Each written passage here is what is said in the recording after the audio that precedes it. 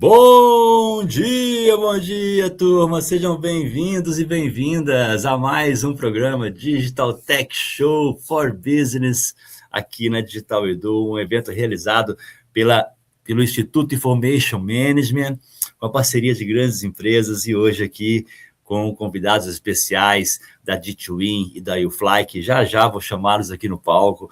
Antes eu quero fazer alguns acordos com vocês aqui, lembrando que quem está assistindo pelas redes sociais, podem colocar suas perguntas no chat à vontade, podem interagir, mas para vocês poderem ter o certificado de participação deste encontro, que é gerado todo o encontro, tá? Você emite na hora, para quem está ao vivo, você precisa assistir da plataforma Digital Edu. Então, você vai fazer um breve cadastro gratuito, digitaledu.com.br, vai acessar depois de logado, lógico, Digital Edu ao vivo, que é a série de lives, e vai entrar na live que está acontecendo. No chat, assim que finalizar a live, né, nos 5 minutinhos finais, nós vamos colocar um botão no chat que você vai clicar para emitir o certificado, ok? E quando você clica e emite o certificado, ele vai para o seu repositório aqui na plataforma Digital Edu. Então, você pode consultar a qualquer momento em meus certificados, todos os certificados de lives, eventos, cursos que você já emitiu com a plataforma, tá bom? Então, vamos lá, quero aqui chamar no palco Paulo Tadeu e o Wellington. Bom dia, sejam bem-vindos. Bom dia, Wagner. Bom dia, pessoal. Bom dia, Wellington. Bom dia, Wagner. Bom dia, Wellington. Bom dia, Paulo. Maravilha, é um prazer ter vocês aqui com a gente. A gente se encontra sempre nos eventos, né? Nos eventos aí por esse Brasilzão, São Paulo, Rio de Janeiro. Vocês estarão em Curitiba, Fortaleza, algum desses outros eventos aí desse ano? Sim. Eu sou de Curitiba, né? Então eu vou estar em casa. Eu vou estar até brinquei, né, lá com a Gisélia, né? Eu vou estar jogando dentro de casa, mas eu vou participar sim, nós estaremos presentes. Para o Wellington é mais fácil, no caso Curitiba, eu tenho bastante interesse em estar em Curitiba, mas eu devo estar em Portugal nessa época. Agora, meu time aqui está trabalhando, eu acho que a agenda de Fortaleza, até porque tem um vínculo aí com o Polo Médico, que lá tem um polo razoável, então deve estar acontecendo aí da Fortaleza. Maravilha. Vamos lá, então, é o seguinte, antes da gente começar, eu gosto sempre que cada um de vocês fale um pouquinho, né? Fala pra gente, Wellington, quem é o Wellington Machado? Perfeito. Bom, prazer a todos. Primeiramente, obrigado aí pelo convite, né? É uma honra estar aqui. Bom, antes de mais nada, né? O Wellington, ele trabalha aqui, sou um dos cofundadores da YouFly, tá? A YouFly é uma empresa de tecnologia, né? Que estamos há mais de 10 anos nesse mercado. Sou casado, tenho 2 filhos, né, sou formado na área de tecnologia, com MBA também, algumas extensões na área de tecnologia. Já sou vô, recentemente, então Como assim? É uma honra. Meu filho que foi apressado, viu, Wagner? Maravilha, novinho desse jeito? Parece só, tá? Só parece. E sou apaixonado por tecnologia, trabalho na área de tecnologia há mais de 25 anos. Dentro da YouFly nós atuamos em 4 grandes frentes, né? Somos especialistas em inteligência artificial, automação de processo, atuamos fortemente no mercado de experiência do cliente e também na parte de infraestrutura em cloud. Então, é uma honra, né, para nós estarmos aqui. Hoje nós temos mais de 700 processos aí em produção, rodando no Brasil, né, nas nossas plataformas. São mais de 25 milhões de interações que passam por mês na nossa plataforma. Então, é com grande prazer que eu posso dizer, né, para vocês que estou aqui para poder contribuir um pouquinho aí, né, junto com o Paulo nessa jornada, tá? Maravilha, Wellington, maravilha. Paulo, quem é o Paulo Tadeu? Rapaz, bom, eu sou o vovô da história também, tá? Tenho 4 netos, mas estou há quase 40 anos no setor de tecnologia, implantei telefonia digital todo no sul aí, inclusive no Paraná, todos os troncos de rádio digital na época, né? Depois migrei mais para o setor de IA mesmo. Então, a gente há 25 anos tem nosso grupo Trabalho Unido, a gente está no terceiro empreendimento, a DITRI no caso, e a gente trabalha muito em cima de conhecimento. Tem hoje em dia 45 registros de propriedade intelectual em IA, processo e engenharia digital, que são os núcleos que a gente trabalha, né? Então, nós viemos desde aquela época de migração do setor bancário de formalística física para imagem, todos os bancos têm componentes nossos nas integradoras, e aí foi natural que a gente seguisse o caminho IDP, né? Hoje a gente tem uma plataforma que tem mais de 30 IAs trabalhando de forma colaborativa, onde você simula um CSC completamente autônomo, baseado em vários componentes de IA, e aí nas várias vertentes, né? Desde redes neurais, artificiais, passando por machine learning até as LLMs, aplicadas de forma colaborativa para você chegar no melhor resultado de cada caso. Temos um braço de engenharia digital, ciência de dados, que aí trabalha do dado à estratégia, avaliando perfis e padrões de comportamento e tomando decisões, ou suportando decisões estratégicas a partir disso. Hoje a operação ela tem sede no Recife, mas também ela é em Nova Bra, em São Paulo, e temos uma empresa também em Portugal, baseada em Aveiro, onde a gente atende alguns clientes. Agora acabamos de entrar no México também, já estamos com alguns clientes da área de seguradoras aí no México. A ideia é que ano que vem a gente já vá para os Estados Unidos também. Quem sabe vamos nos encontrar em Nova York, Wagner, também, lá na frente. Eita, maravilha, cidade boa. É isso aí, é um prazer sempre ter vocês aqui, em nome do Instituto Information Management. Deixo aqui a gratidão por ter aceito o convite. E iniciando assim o nosso bate-papo, né? Hoje nós temos o tema, né? IA na prática, eficiência interna e melhor experiência do cliente. E muito se fala em inteligência artificial, mas muitas empresas ainda ficam no campo da promessa, né? Não sei se vocês veem isso. Na visão de vocês, qual que é a diferença entre aplicar IA apenas como tendência, eu quero seguir o hype, né? E aplicar para gerar ROI verdadeiro e redução de custo de negócio? Começo? Pode ficar à vontade. Vamos lá. Na verdade, todo hype é assim, né? O hype ele tem esse mal ou esse bem, que ele tem um conceito especulativo. Se você olhar desde curva aí do Geoffrey Moore até a do Gartner, tem esse conceito de os primeiros adotadores de tecnologia são formadores de opinião, mas é hype puro. Eu quero usar porque não sei quem está usando, é porque é novidade, porque é isso. E aí você cria todo esse problema, porque você tem quem sabe fazer, tem quem não sabe fazer, quem está desesperado para usar e não sabe nem por quê. O que é que diferencia uma coisa da outra? E a gente sempre trabalha muito isso. Na verdade, a preocupação não deve ser tecnologia, a preocupação deve ser viabilidade de projeto. Empresas existem porque dão resultado. Então você tem que olhar o ROI o tempo todo, tem que ter um projeto financeiro que suporte isso. Em cima desse projeto financeiro, você constrói toda uma lógica de tecnologia que vai suportar isso. Se você parte apenas do ambiente tecnológico, você toma decisão baseada em critérios errados. Usar a tecnologia. E lá na frente você pode ter uma surpresa. O projeto ser inviável financeiramente. Então termina criando frustração, uma expectativa, muitas vezes, de coisas infladas que não vão acontecer, porque a tecnologia erra, e uso indevido, né? Porque se a gente olhar para a IA como conceito, desde a sua criação, ela foi feita para executar tarefas. Se você faz um monte de IA encadeado, você pode executar muitas tarefas muito próximo do que seria uma atividade inteira, mas jamais ela na sua completude. Então, o hype cria um pouquinho dessa distorção na cabeça das pessoas, a ideia de que vai tudo ser substituído e que todo mundo resolve, não necessariamente é verdade. Olha o fluxo financeiro e o resultado que você vai entregar no final. Perfeito. Complementando, né, o que o Paulo falou, tem um estudo recente, né, que o MIT publicou, que 95% dos pilotos de IA, eles falham. Ou seja, apenas 5% chega em ambiente produtivo. E aí, existe até um termo para isso, né, que é o purgatório dos pilotos, né, que é onde as empresas elas fazem as provas de conceito, apresentam no comitê, todo mundo aplaude, né, ficou bonito e tal, mas nunca vira produção. Então,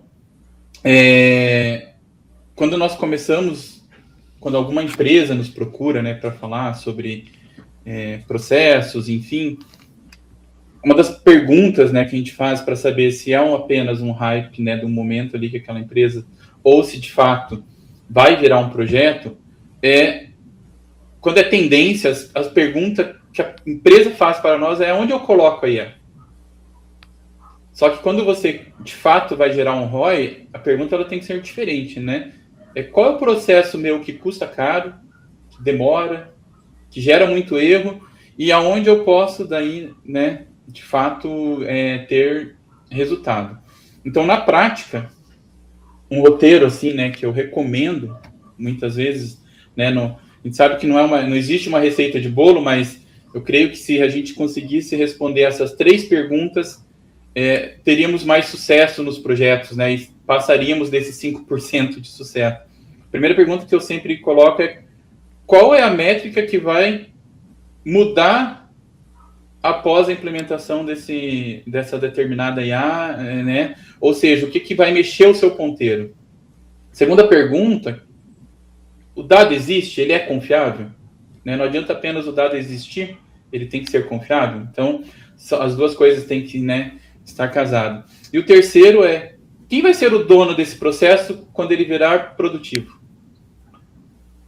Existe uma falha muito grande, né, nas empresas, não só em projetos de IA, né, mas em qualquer projeto, que apresenta-se lá um business case, apresenta tudo bonitinho, mas depois ninguém mensura se atingiu os resultados, se de fato funcionou o que você tinha prometido para a companhia, né? Então, eu acho que se essas 3 respostas elas não tiverem complementadas, eu acho que ele acaba não virando um projeto, vira apenas um experimento caro, né, para a companhia.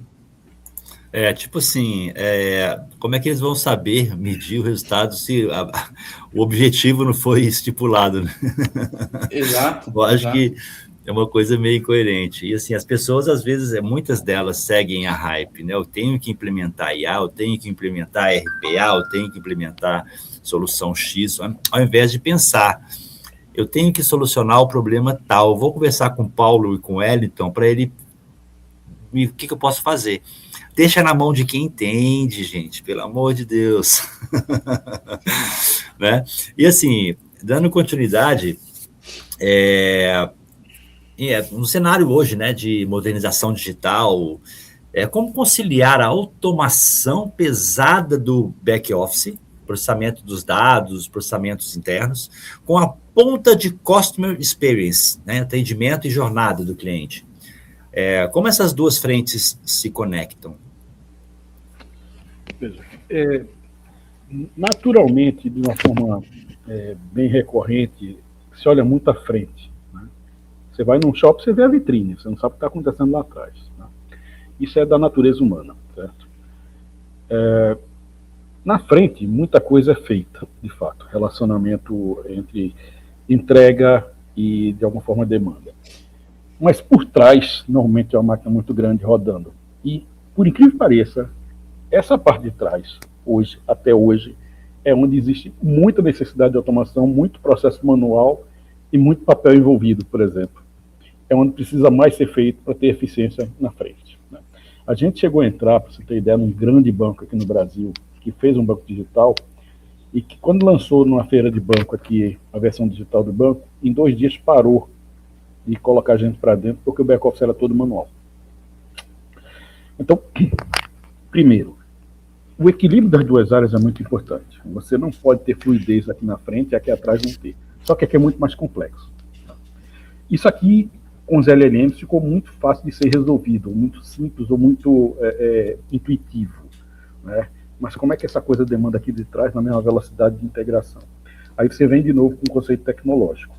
Como é que eu consigo montar o Lego de que forma que as duas coisas funcionem? Como é que eu consigo envolver gente, e aqui atrás tem muito mais gente do que aqui na frente, dentro dessa história, que a informação que chega aqui na frente seja a informação que precisa ser entregue e seja precisa. O projeto ele não faz sentido eu fazer um pedaço ou fazer outro pedaço. Eu tenho que fazer de forma integrada. E se eu tiver que fazer um pedaço, que eu começo da base de trás, que não aparece. Por isso que normalmente as pessoas começam pela frente. Né? Mas é onde dá mais resultado, a parte de trás, porque é onde tem mais coisas a ser feitas. Então, assim, essas duas tecnologias têm que conversar, respondendo à tua pergunta. Elas têm que conversar de forma muito fluida. Essa aqui é simples. Né? Desde a época do GPT aí, de 22 para cá, as pessoas conseguem interagir com IA, se entender, se adaptar, quando a resposta não está certa, mais ou menos perceber. Mas o que é que você quer com isso aqui, né, por trás? Como é que você deu uma forma que é a informação por trás? Isso também tem que ser trabalhado. E esse pedaço aqui, hoje em dia, ainda está muito ineficiente, ainda está muito demandante e tem muita coisa para ser feita. Então, um projeto, na minha opinião, baseado nos projetos corporativos que a gente faz, para ser de fato efetivo, ele tem que organizar muitos pedaços. E aqui tem muita coisa a ser feita ainda. Bacana. E o Wellington, sua visão? Sim, acho que parafraseando aí, né, o que o Paulo comentou sobre a vitrine, né, acho que é uma verdade, né? As empresas, elas investem pesado hoje em IA no front, né? Então, porque o front é a roupagem ali, né? O marketing, vendas, né? Que é o que brilha para o cliente. E elas acabam esquecendo do back, né? E aí talvez seja uma das maiores distorções, né, que a gente vê aí, que acaba saindo mais caro para as empresas hoje no mercado, tá? Então, minha opinião, né, acho que não é só opinião, né, mas é uma verdade, as duas pontas, elas não são frentes separadas, né? Front e back não são frentes separadas. Elas são a mesma cadeia numa jornada, né, do cliente. Então, é um fato que boa parte do volume que é gerado no contact center, ele é gerado por um problema em um sistema de retaguarda, que a gente chama, né? Então, é uma cobrança que saiu errado, é uma matrícula que não processou, é um pedido que ficou travado, né? Então, é um documento que ficou parado numa fila interna. Tudo isso acaba gerando volume no front, tá? Então, a gente vê dois erros clássicos aí, né? Tem muitas empresas que elas se preocupam muito em automatizar a porta de entrada, né? Então, automatiza para responder rápido e tentar... Hoje, né, um dos índices mais usados no mercado é retenção nos bots, ou retenção na URA. Só que muitas vezes ele retém ali naquele momento, só que não resolveu o problema do cliente. E aí acaba a satisfação caindo. Segundo problema que a gente vê muito é muitas empresas que elas se preocupam muito só com o back-office e esquece do front. E aí o que acontece? O cliente, ele não sabe dessa eficiência, né? Ele não tem essa visão, e quando ele de fato precisa resolver um problema, ele tem muita dificuldade para conseguir resolver esse problema de uma maneira rápida. Então, às vezes encontrar, né? Às vezes encontrar onde ele tem que ir. Exato, e aí que está um grande paradoxo, né, das empresas. Então, qual que eu acho que o desafio, né? É integrar essas ações do front com o back office, né? Então, sei lá, vamos supor que eu entrei em contato com a empresa X lá, né, num bot. O ideal seria, né, que ao invés do bot resolver, sua solicitação foi registrada, é que o bot fala, olha, já resolvi e o teu novo boleto já está disponível no WhatsApp daqui X tempo. Então, muito se fala em FCR, né, no mercado, né, First Call Resolution, que é resolver, né, aquela interação no primeiro contato. Só que resolver a interação no primeiro contato sem evitar um novo contato devido àquele problema são coisas diferentes. Sim. Né? Então, quando a gente consegue somar FCR com contato evitado, eu acho que aí as empresas elas tendem a ter um sucesso muito grande com relação aos concorrentes. Tá? Eu já tive várias experiências pessoais com relação a isso. É uma das minhas plataformas que eu trabalho aqui hoje para integrar todo o sistema. Tem o bot, lógico, e ela já reenviou boletos de fatura, ele já me liberou de um bloqueio que o meu IP sofreu, tudo ali pelo bot, e assim, é coisa rápida. Então, eles têm uma eficiência maior. E outros, a gente conversa, que também são plataformas que eu uso aqui, a gente conversa da preguiça de conversar, porque você pergunta uma coisa, ela responde, não entendi sua resposta, você tem que falar 1, 2 ou 3. Assim, pô, cara, Exatamente. me quebra, não? O grau de inteligência da plataforma. Deixa eu só trazer 2 pontos aqui que eu acho que é importante, depois me lembrei da pergunta. Tem 2 indicadores que eu acho que é muito importante nessa história. Existe um indicador que 70% do tempo de um analista de back-office é gasto não fazendo o trabalho dele, mas buscando informação, organizando informação, planilhando informação ou qualquer outra atividade associada a isso, para daí para frente fazer exatamente a parte de análise. Então você vê um nível de necessidade de automação que tem nesse lado. E tem um dado também aí financeiro que se estima que até 2030, $500 bilhão vai ser o gasto em back-office no mundo inteiro, por conta da necessidade de ter que, de alguma forma, melhorar a atividade. Então, você tem um custo que está escondido, porque ele está atrás, enorme, e você tem uma ineficiência também enorme, com 2 números muito grandes. Verdade. Excelente. E assim, nesse meio dessa jogada toda, entram os sistemas legados, que é um desafio para muita gente, tem que fazer, tem que usar, não posso tirar ele da jogada. E assim, como que vocês podem ajudar, né? Falar um pouquinho da empresa de vocês também, de vocês, das soluções, como que vocês podem ajudar as organizações a implementar solução de ponta com IA e automação, sem precisar realmente destruir, tá? Ou reconstruir do zero o que já existe na empresa? Wagner, eu acho que isso aí remonta à primeira pergunta, e de novo, você não vai jogar no lixo que tem. Isso me lembra muito quando eu trabalhava com telefonia, que começou a ter toda a digitalização, fibra ótica, essa coisa toda, e o pessoal dizia que você tinha uma mina de cobre enterrada, né? Que eram os cabos naquela época, era tudo de cobre.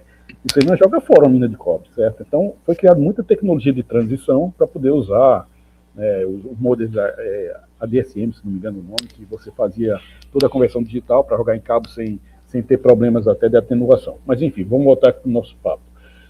Hoje, as empresas funcionam desse jeito, o que elas estão buscando é mais eficiência. Você tomar a decisão de desativar um processo instalado, uma cultura instalada, para migrar para uma nova, isso passa por tudo que a gente falou até agora.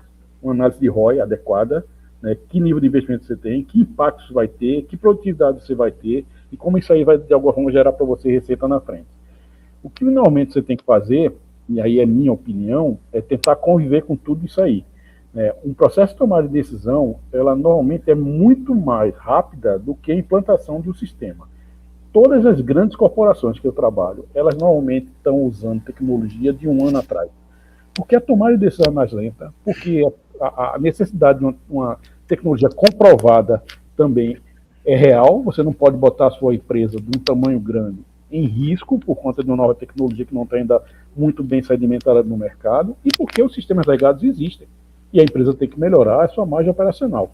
Então, o que a gente tenta fazer aqui no caso da gente, a D-Twin, é exatamente conversar com sistemas existentes, olhar aonde deve ser usado IA, como o Wellington falou, achar dentro da cadeia de valor ou na tomada de decisão onde é aplicável, agregar, né, interfacear com os sistemas e melhorar o resultado final.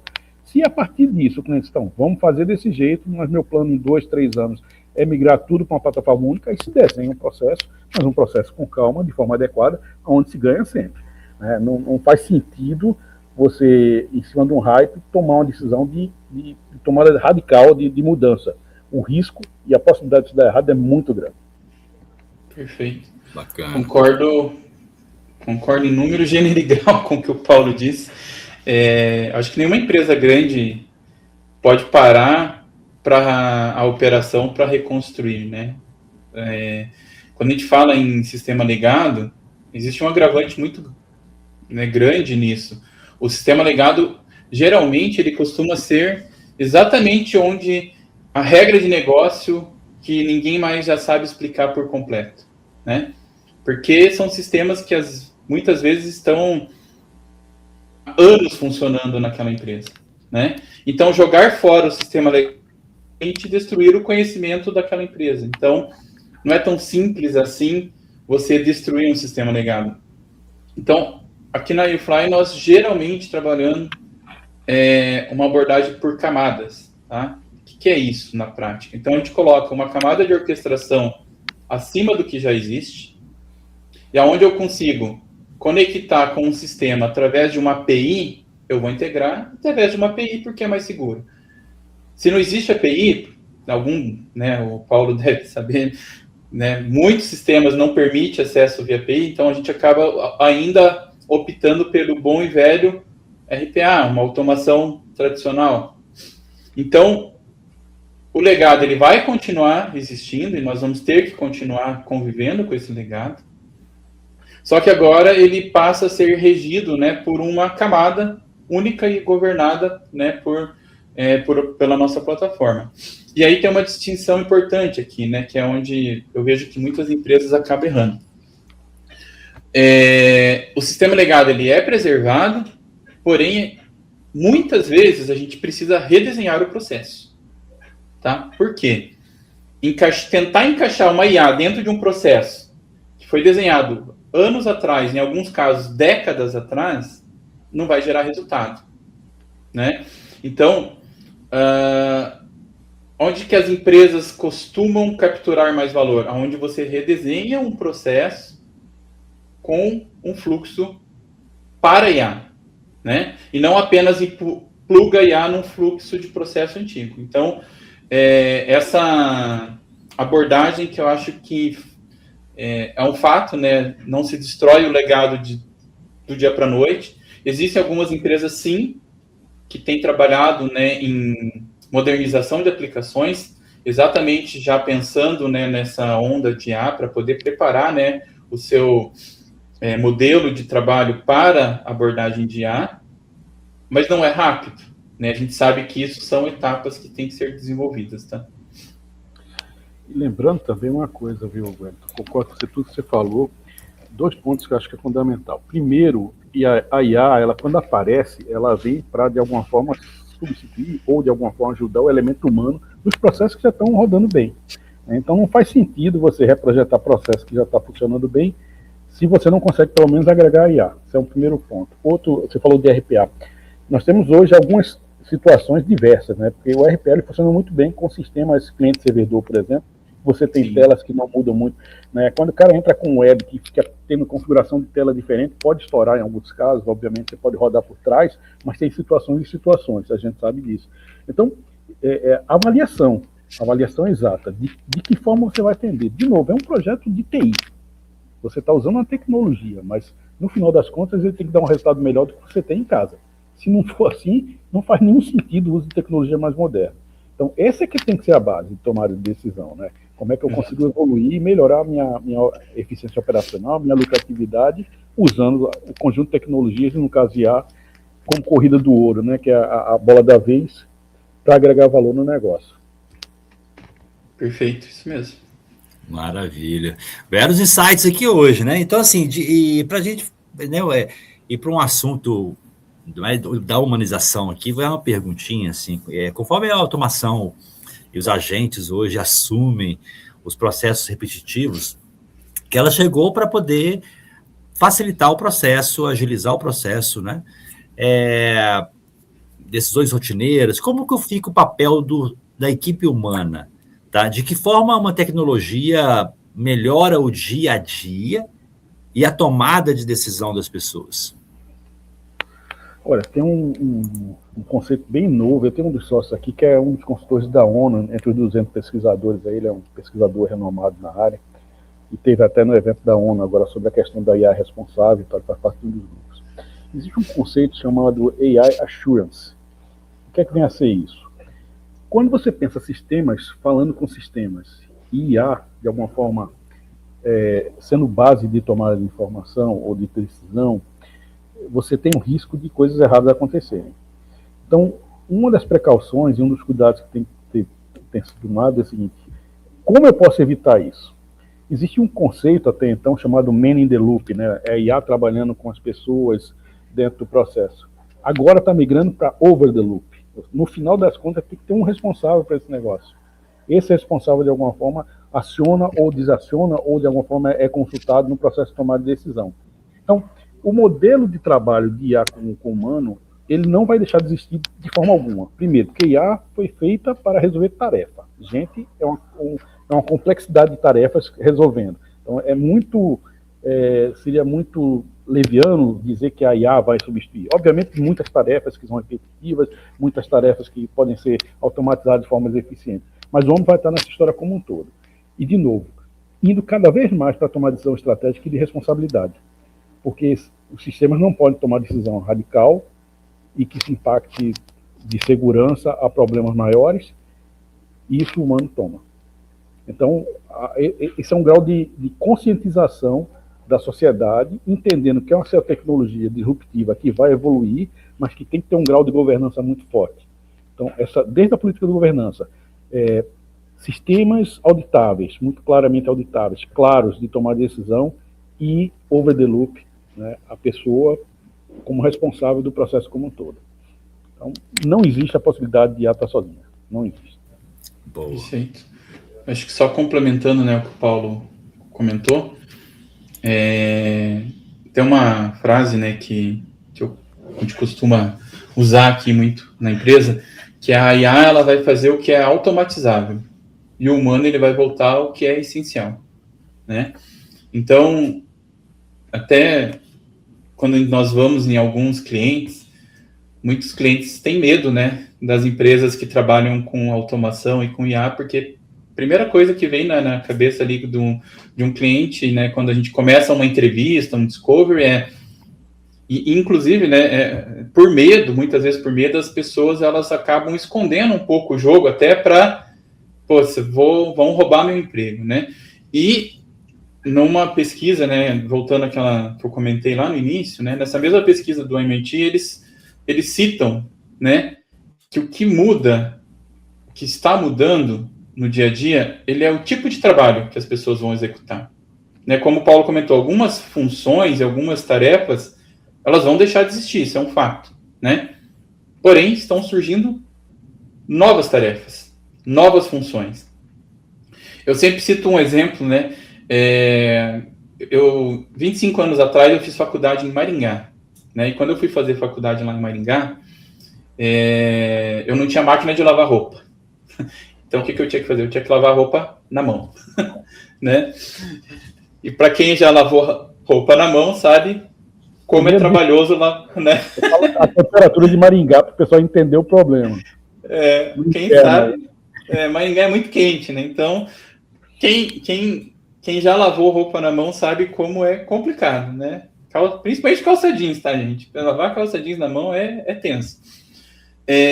Quando a gente hoje vê, né, máquina de lavar roupa, é praticamente assim um eletrodoméstico essencial hoje numa casa, né? Então eu penso o seguinte: quanto tempo é economizado de uma pessoa com uma máquina de lavar? A IA é a mesma coisa, né? Quando a gente começa a usar a IA no dia a dia, no trabalho, inclusive eu uso muito, né? Aqui no meu trabalho, eu fico pensando quantas horas por dia eu economizo com tarefas que a IA está fazendo por mim. E eu me concentro de fato, no que é essencial, né? Então, por isso que a gente fala que o IA ela vai fazer o que é automatizável. E o humano, ele vai voltar ao que é o essencial.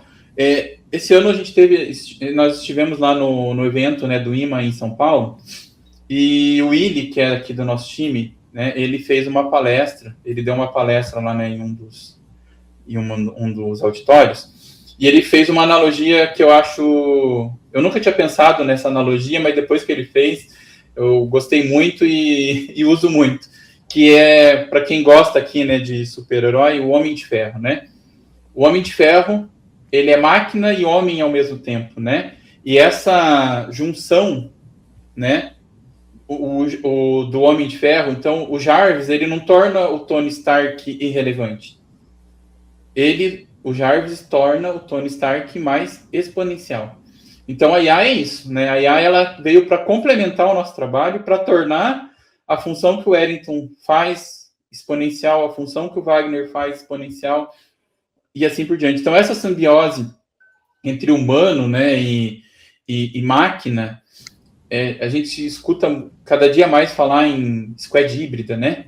Então, isso tornou-se um termo muito comum no mercado e vamos nos adaptar, o ser humano se adapta, né? Tivemos várias revoluções aí ao longo de séculos e o ser humano, ele consegue se adaptar e, assim, eu tenho certeza que nós vamos usar a IA para o bem, para potencializar o nosso trabalho humano. Maravilha. Excelente. E assim, ó, vamos lá. Eu vejo que, como vocês falaram aí, às vezes o projeto começa e muitas vezes, como você falou, né, Wellington, não sei se foi o Wellington ou foi o Paulo que falou sobre isso, a pessoa começa a boicotar, né, com medo de ser substituída. Mas muitas vezes, quem está no comando nem escuta quem está lá no chão também, né? Acontece isso ou é só impressão minha? Muito comum. Muito comum. Acha que sabe tudo, né? Acha que sabe, ou seja, eu vou fazer do meu jeito, não consulta o operador, não consulta as pessoas que põem a mão na massa, né? E até é engraçado isso, né, que você comentou. Às vezes o nosso time de processo, quando vai visitar um cliente, o gestor ou, enfim, o alto escalão, ele fala, não, é um processo simples, né, que resolve rapidinho ali, né? Aí quando você vai na operação para saber como aquele processo é executado, o operador lá trabalha em 14, 15 telas, Alt Tab para cá, para lá, copia e cola, que você fala, meu Deus, como que a pessoa consegue? E até a gente brinca, né? Eu trabalhei muito tempo no mercado de telecom, né? Eu trabalhei 12 anos numa empresa de telecom. Até a gente fala, não sei como a nossa internet funciona, não sei como o meu telefone funciona, com a parafernália que precisa, né? Ali por debaixo dos panos, tá? É isso aí. Você ia falar, Paulo? Pode falar. Essa questão, veja, quando a gente fala processo, normalmente tem 3 tipos de processo. Tem o que está documentado, tem o que o cara acha que é e tem o que de fato é. Né? Sempre tem as três vertentes. Veja a colocação do Wellington do ponto de vista do processo. O cara acha que é simples. Você chega lá, tem um monte de coisa que não está mapeada, que são atividades essenciais e que simplesmente nem é percebido. Entendeu?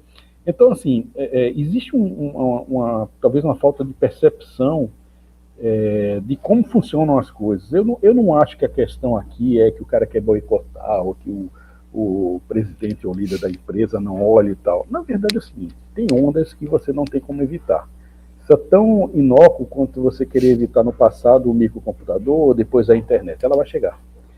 Se ela vai chegar, e se ela é uma tecnologia, que é uma ferramenta, a tecnologia sempre é ferramenta, o que você tem que fazer é aprender a usar.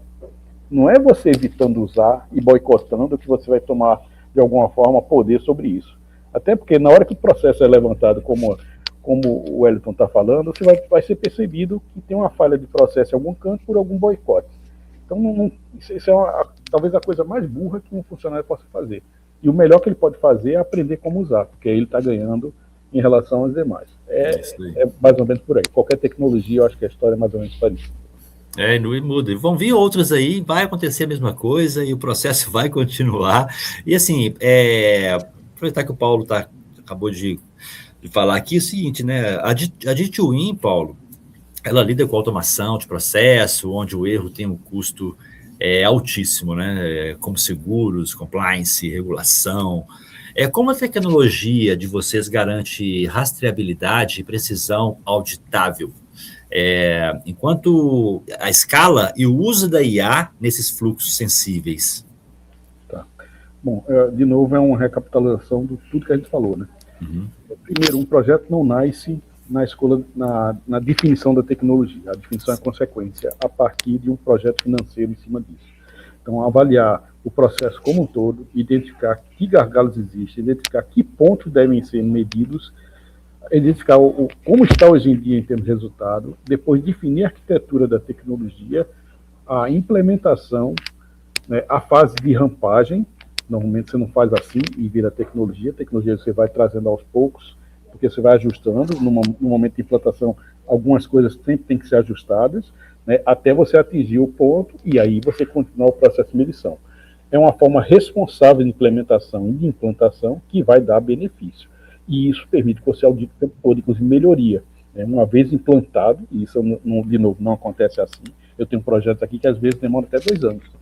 O cliente assina o projeto, passa 1 ano estruturando o processo dele interno, se adequando a consumir aquela tecnologia e depois mais 1 ano implantando, porque ele vai rampando até virar todo o processo. E aí você já tem controle da operação como um todo, inclusive que você deve medir como indicador para saber que aquilo está funcionando melhor ou pior, ou as situações que não vão ajustando, você tentar melhorar com o uso de tecnologia. É a forma correta de fazer isso e de aculturar a empresa para um momento melhor a partir da tecnologia. Bacana. E assim, olhando para os próximos anos, qual é a grande evolução que vocês enxergam no uso da Intelligent Document Process, né, o IDP, e dos Digital Twins, no ambiente corporativo? Bom, cada vez mais a IA está saindo do modelo operacional indo para o modelo estratégico. Isso é a demanda que todo mundo tem. O sonho de todo mundo é ter a IA consumindo dados e ajudando na tomada de decisão. O processo como um todo, aí o que a gente chama de IA, ela na verdade é uma avaliação do histórico, um aprendizado do histórico, a partir do histórico tomar decisão, mas não um processo de criação para frente. A criação sempre ainda depende do humano, a criatividade depende do humano. Mas a parte de tomar decisão estratégica, ela impacta nisso. Então, o que a gente tem feito, o que tem sido demandado, e eu falo projeto não só no Brasil, no México a gente entrou, temos discutido com o pessoal dos Estados Unidos, a lógica é a mesma, é trazer dados para o processo estratégico. Consumir um dado, primeiro, identificar o que é bom de dados, isso é outro problema muito grande no uso de IA, base de dados relevantes e qualificados. A partir dessa base, treinar um ambiente e, a partir do treinamento de ambiente, entender o que aquele dado tem com relação a cada situação de decisão. E aí suportar o processo de tomar decisão. Quanto mais na estratégia e menos na operação, a gente está falando de futuro em termos de uso de IA. Maravilha. Mas vamos lá, Wellington, até um pouquinho da YouFly. A YouFly, ela conecta frentes fortes de CX, desenvolvimento de software e agentes de IA, né? Como que a plataforma, se não me engano, é IASI? Como é que chama? IASI, isso mesmo. É IASI, né? Se eu falei certo. Como que a IASI, né? E o trabalho de squads dedicados ajudam as empresas a evoluírem de atendimento automatizado, engessado, para jornadas omnichannel realmente fluidas. Perfeito. Bom, vamos lá. IASI, ele é o nosso carro-chefe, tá? É a nossa plataforma de IA que nós estamos implementando em vários clientes no Brasil, tá? A IASI, inclusive, né, só abre parênteses, é uma homenagem ao nome da minha filha, o apelido dela é IASI, o nome dela é Yasmin, com Y, aí na escola chamou ela de IASI, a gente adaptou, tirou o Y, colocou um IA para ficar maravilha. Ali. E ficou bom. Ficou legal, né? Ficou bom o nome. Bom, mas respondendo a sua pergunta, né, a gente hoje trabalha em 4 pilares. Esses pilares, normalmente, eles se conversam, né? O primeiro pilar nosso ali, que é a automação de processo, né? Que é um dos carros-chefes da empresa, onde a gente pode usar a IASI caso o cliente está procurando uma plataforma com valor acessível. Tem clientes que já possuem alguma plataforma de automação própria ou de terceiros, né? Fabricantes renomados no mercado, e nós nos adaptamos a isso também. Então, não necessariamente a gente precisa vender a IASI para fazer o negócio, tá? Quando a gente liga, né, a automação com Customer Experience e com Squad, a gente busca principalmente mudar a maneira como aquela jornada é realizada, né? Então, tirar uma jornada de um modelo engessado, né? O que é uma jornada de um modelo engessado? Quando o cliente sai do roteiro, ele acaba gerando um problema porque os seus sistemas, integrações, acabam colapsando ali, porque, opa, e agora? O que eu preciso fazer? Então, geralmente, a nossa abordagem, ela busca resolver três pilares ali, sabe? Quando a gente está implementando uma camada de omnichannel completa ali no cliente, né? A primeira dela é o contexto, né? Então, assim, entender o contexto, atravessar o contexto independente do canal que ele está sendo atendido, né? Se ele começa ali um problema no e-mail e depois continua no WhatsApp, enfim, vai para o telefone, é você conseguir manter o contexto daquela interação para que o cliente não ficar repetindo e frustrado, né, em ter que repetir as informações. O segundo dele, que é muito usado aí, sim, na IASI, e sim, né, nas plataformas com IA generativa, que é a intenção, ao invés de menus chumbados, né? Então, para que aquele cliente está entrando em contato? Então, ao invés de ficar lá, digite 1 para isso, 2 para aquilo, me conte o que você quer. E se ele contar, muitas vezes o cliente também não sabe explicar o que ele quer. Então, quando ele não saber explicar o que ele quer, você conseguir ir moldando ali para que ele consiga de fato, né? Ah, beleza, você quer falar, então, contexto, a intenção do que ele está falando, e o mais importante, que acho que é o terceiro ponto, é a integração com os sistemas de retaguarda, né? Porque não adianta nada você implementar um chatbot, né? Estou citando chatbot aqui porque é o que o mercado virou a hype do momento, os chatbots com IA generativa, né? Não adianta nada você ter um chatbot que responde bonitinho, tudo mais, só que não resolve o problema. Então, quando você tem esses 3 pontos interligados, você seja resolutivo já quando o cliente entrar em contato com você, você diminui ali, né, voltando lá às perguntas anteriores, integração com front, com back office, né, você resolve já na causa raiz do problema. Então, e aí, atrelado a isso, nós temos um time, né, uma das verticais que nós trabalhamos são as squads híbridas, né, onde nós atuamos de modo consultivo, muitas vezes pode ser uma contratação pontual, né, onde o cliente contrata a gente para resolver um problema específico, ou em outros casos, a gente tem squads híbridas em alguns clientes, onde nós passamos um tempo ali fazendo melhorias contínuas nesse cliente, tá? Então, a gente entende que um projeto ele não tem um ciclo de encerramento rápido, como o Paulo comentou ali, né? Tem projetos ali que ele comentou que demora 2 anos, né? O projeto, muitas vezes, ele é um produto vivo.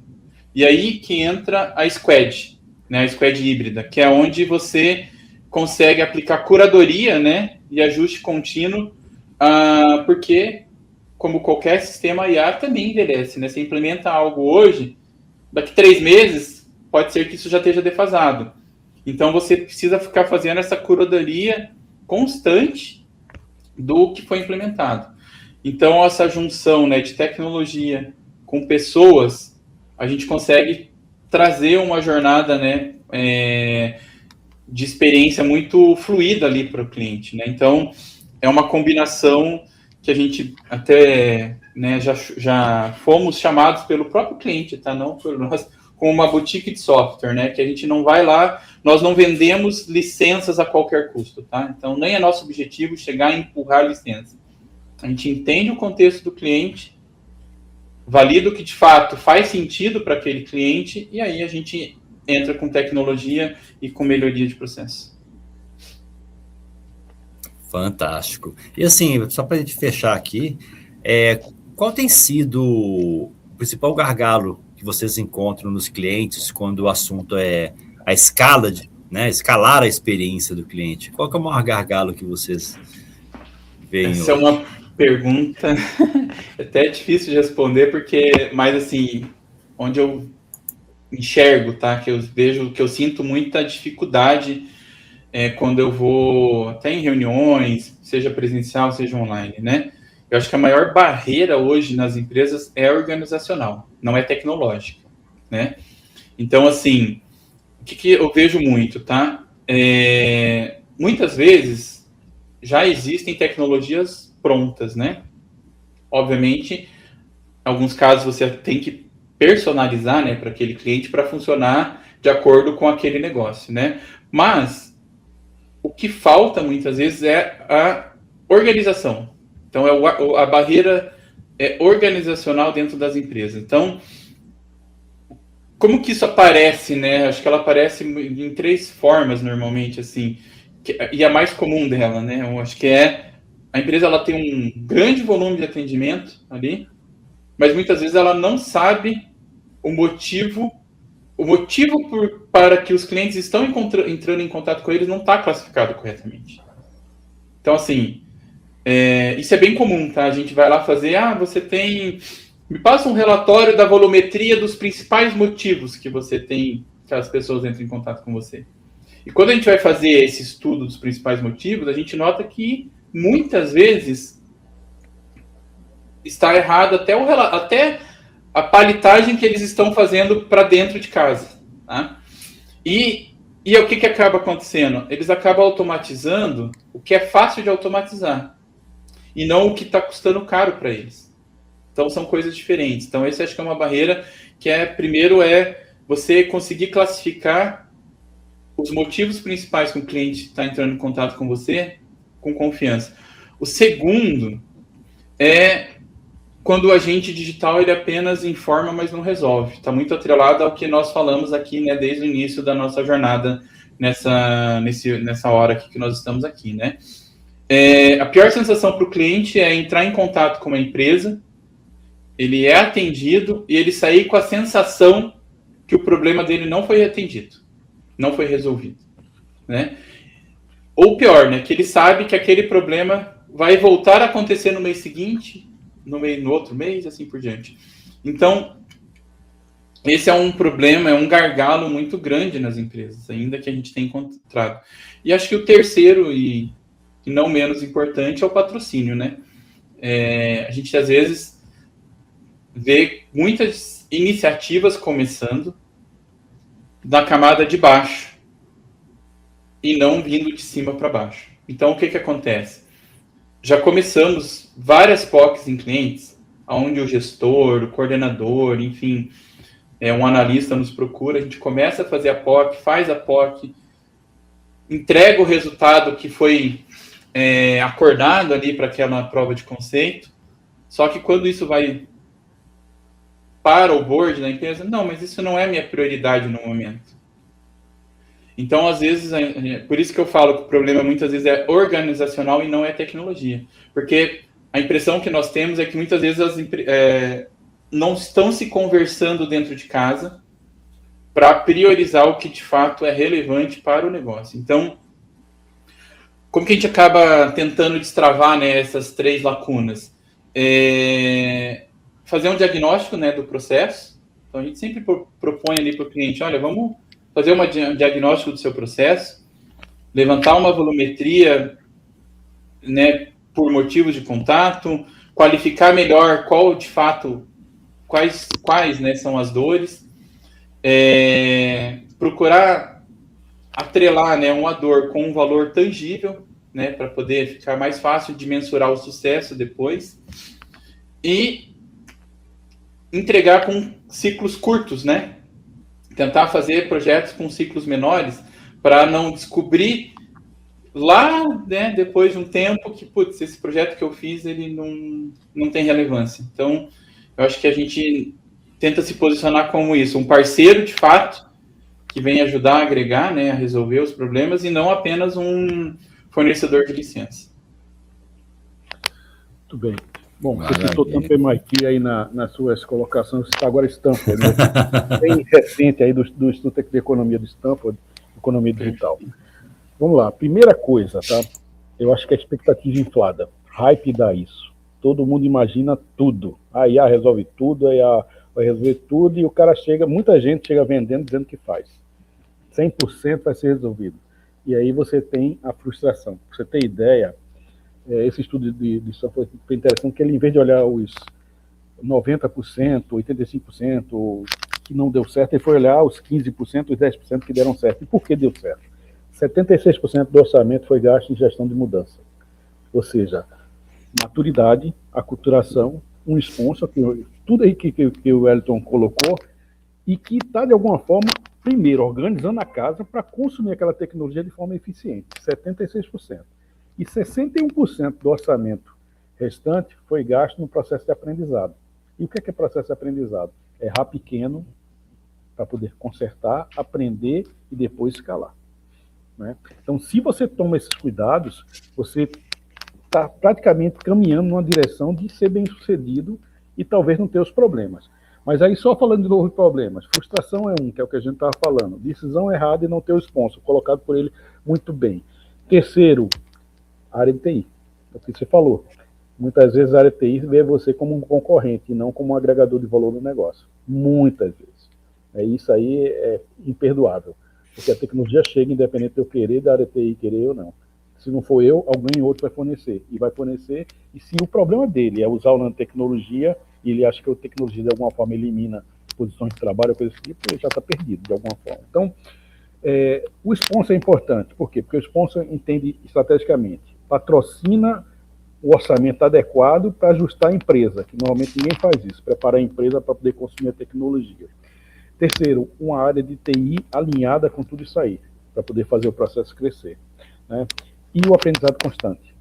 Errar pequeno, construir um processo consistente e aí você escalar.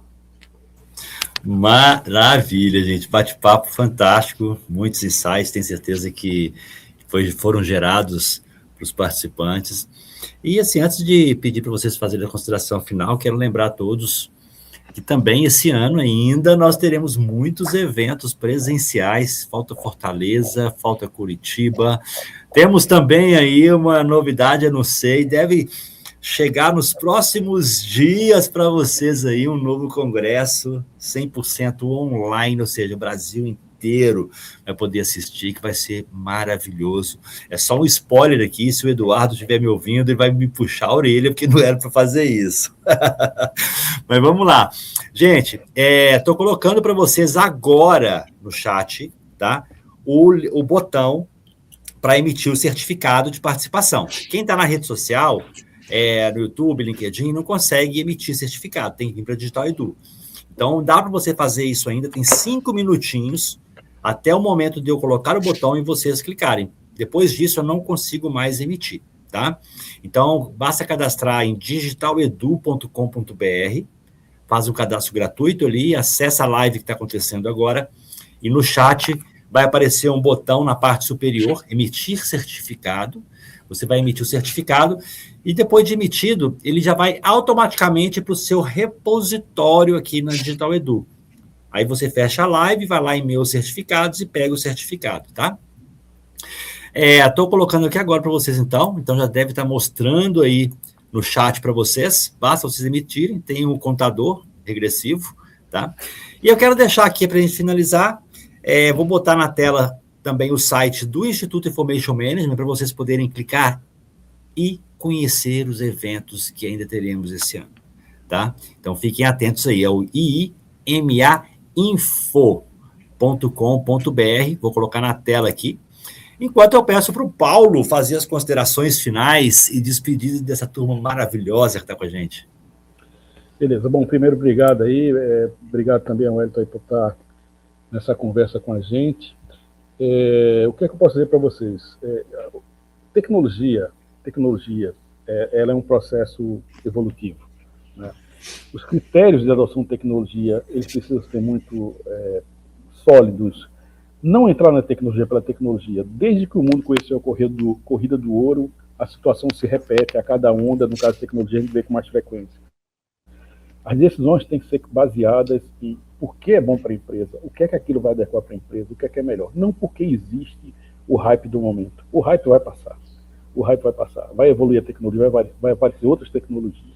Mas se a decisão foi em cima de critérios óbvios, e critérios são eficiência, rentabilidade, resultado, sempre foi a preocupação de uma empresa, para ela poder ser saudável e, de alguma forma, expandir a sua operação. Você nunca vai errar. Então, se partir desse princípio. Obviamente, hoje nós temos uma ferramenta sensacional.